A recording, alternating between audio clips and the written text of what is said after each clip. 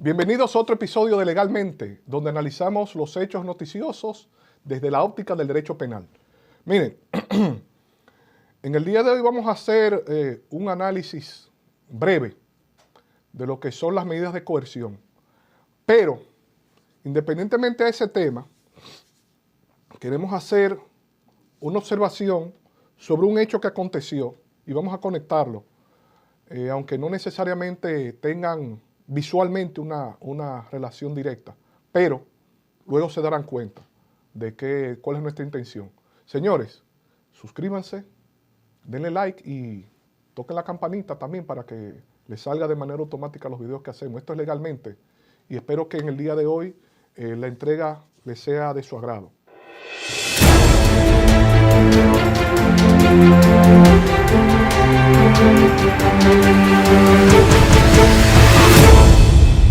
Miren, el video que vamos a poner refiere a una supuesta situación que ocurrió en la carretera en el cual una señora alega que agentes del orden dispararon contra un vehículo en marcha. Vamos a ver el video de manera inmediata. ¿Qué sucedió? Miren, ahí vemos que el vehículo tiene orificios en los lados. Vemos que están hablando de un idioma que no es español y aparentemente hay unos niños dentro del vehículo. Digo aparentemente porque no se ve de manera clara, sino que es lo que dice la señora. El hecho de que las autoridades hayan realizado disparos a un vehículo en marcha,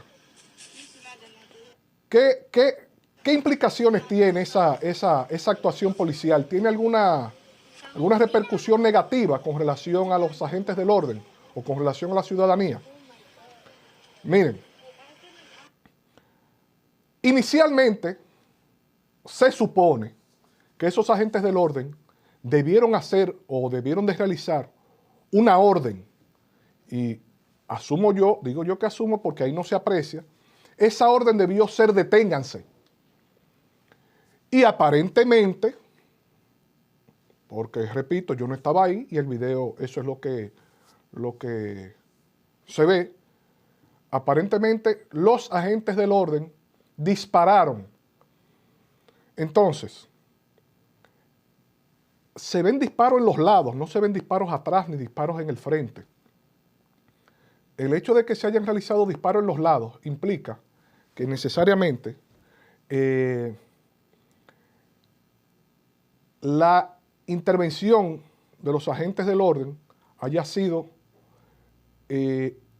quizás tardía, porque si lo hacen de frente, el disparo se ve de frente, o si lo hacen por detrás del vehículo, ahí se podría apreciar que es un escape. Pero haciéndolo por los lados,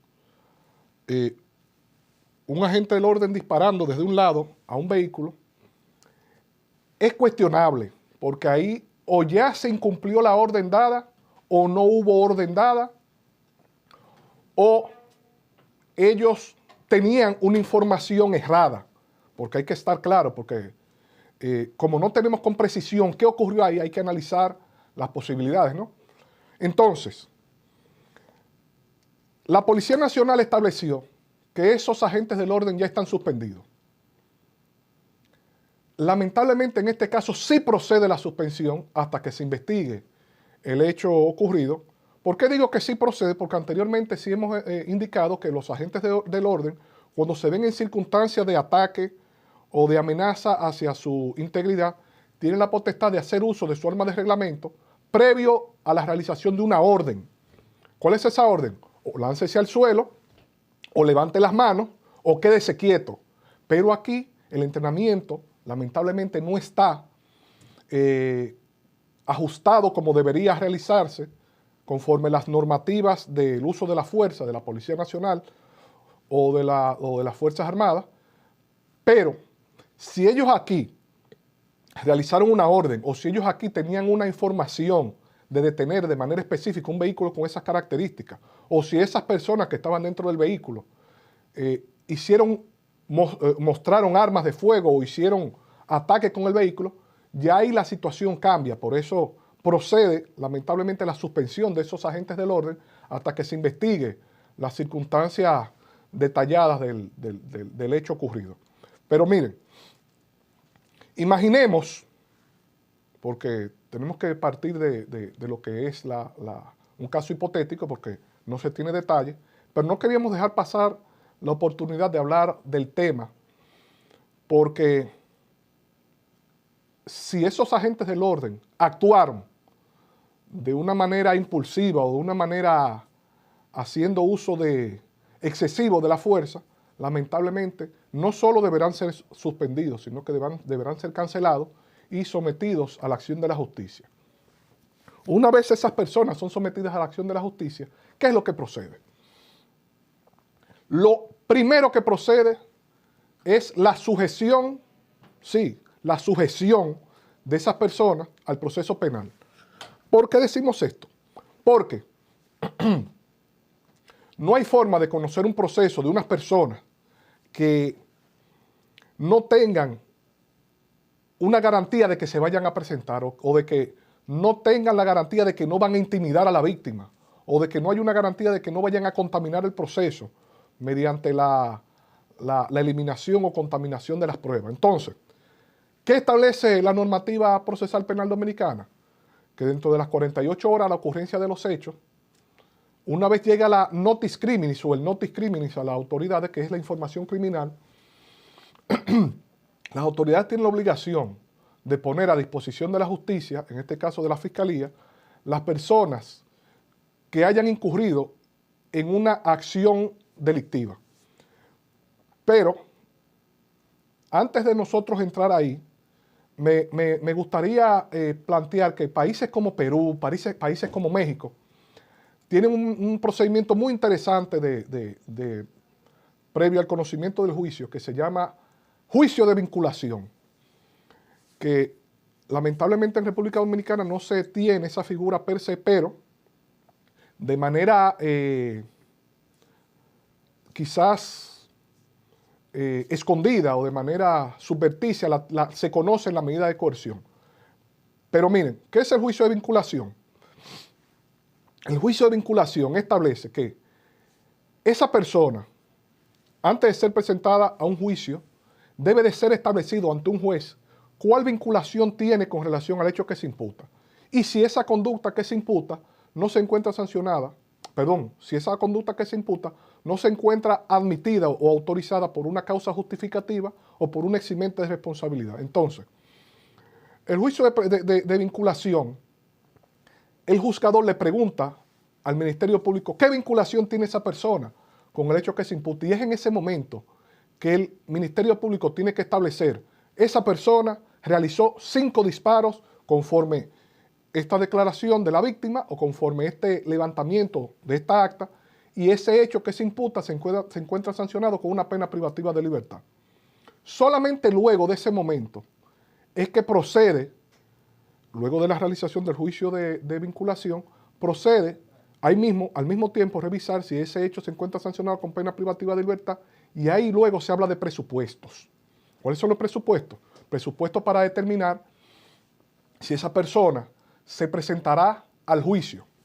Ahora bien, en esa fase de que se le solicita la presentación de presupuesto, se realiza un análisis de igual modo del peligro de fuga de esa persona. En República Dominicana ocurre lo inverso.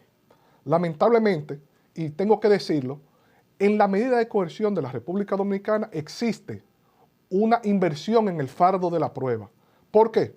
Porque dice el artículo 227 del Código Procesal Penal, procede a aplicar medida de coerción cuando concurran todas las circunstancias siguientes. Dice A, cuando existen elementos de prueba suficientes y razonables para sostener que el imputado es con probabilidad autor o cómplice del hecho que se imputa. Ahí, no sé si se dan cuenta, pero parecería que se hace un mini juicio de vinculación. Pero eso no se hace de manera expresa. El B, miren el B, miren. Existe peligro de fuga basado en la presunción razonable. Para decidir acerca del peligro de fuga, el juez toma en cuenta el arraigo en el país determinado con el domicilio del imputado, residencia habitual, asentamiento familiar, negocios, Entonces, y continúa, y el tercero dice que la infracción que se atribuya se encuentre sancionada se encuentre reprimida con pena privativa de libertad. A primera impresión parecería que sí, que se hace igual que en México y que en Perú, pero no. Aquí, lamentablemente, pasa, automáticamente se sienta la persona en el banquillo de los imputados, pasa a la solicitud de presupuestos. Abogado, presupuesto. Ministerio Público presenta imputación primero y luego abogado, presupuesto. ¿Qué implica eso? Implica que se está violentando el principio de presunción de inocencia, porque automáticamente la persona que tiene que presentar presupuesto significa que se presume que se va a fugar. Entonces, habiendo la necesidad de inmediatamente presentar presupuesto y que automáticamente el Ministerio Público solicite la prisión preventiva de manera automática, no se encuentra esa persona sometida a la presunción de inocencia, ni tampoco se le está realizando un juicio con una interpretación favorable al reo, como dice que las normas deben interpretarse en favor del procesado, deben interpretarse pro reo. Todo lo contrario, se está interpretando en contra. Entonces,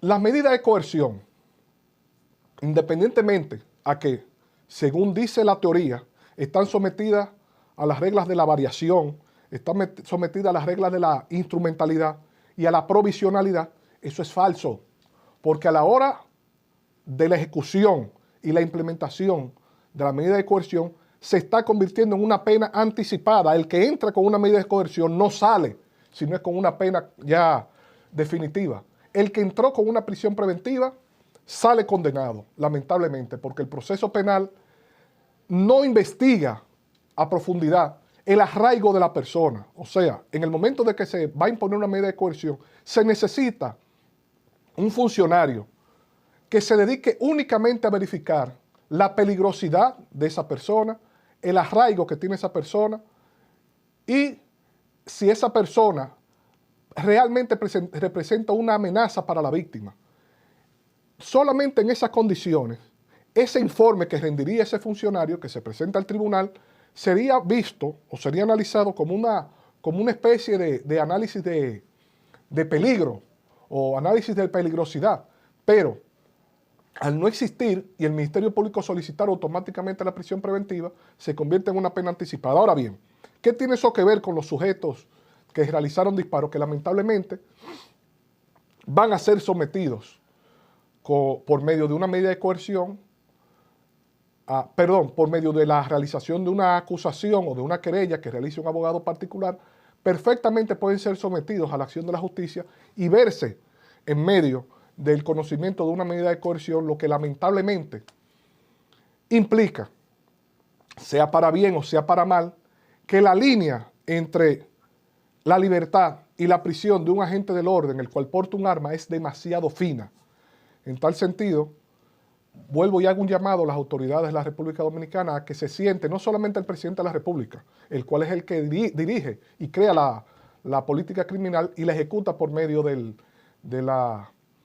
Ministerio de Interior y Policía, el que a su vez le da instrucciones, o mejor dicho, directrices teóricas al Ministerio Público para la ejecución de la política criminal, sino que esas autoridades sean provistas de body cam, sean provistas de un reglamento claro, de un entrenamiento claro de cuándo utilizar la fuerza y que esas autoridades nuestras, cuando hagan uso del arma de reglamento, sea solamente cuando sea obligatoriamente o cuando ya sea inminente para preservar su vida, porque ellos perfectamente podían caerle atrás en este caso y iniciar una persecución y no necesariamente atacar con armas, como aparentemente ocurrió. Señores, hasta aquí la entrega del día de hoy. Suscríbanse, de igual modo les repito, denle like y toquen la campanita, que esa campanita les ayudará a que el mensaje automáticamente se suba un video, les sea informado. Compártanlo, que las informaciones que ofrecemos aquí de seguro que les servirá a ustedes para no caer preso o para no perder dinero. Señores, hasta la próxima. Espero que les haya gustado. Feliz día.